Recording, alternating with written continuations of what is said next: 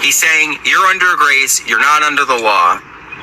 So now live like somebody who's under the Spirit and not under the law. Live a righteous life. Offer up your body as a living sacrifice because you are His.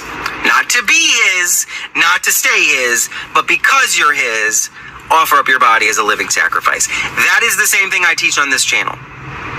I have never taught on this channel that because you're saved by grace, go out and live like the devil. Never. God forbid. God forbid I ever teach that foul thing.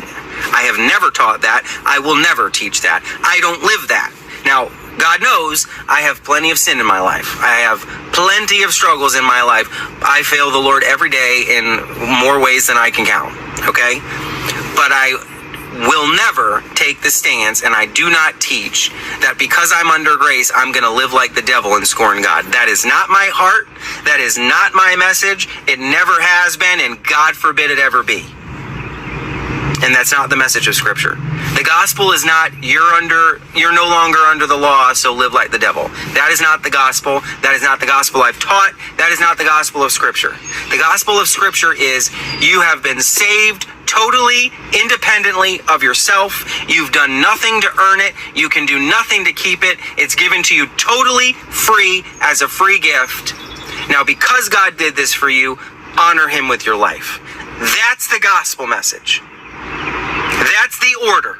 That's how it works. You're not honoring God with your life because if you don't, you're going to lose it.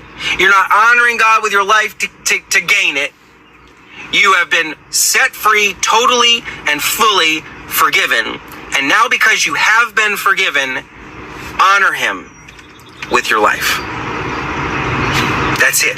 It's that simple. So simple, a child can understand.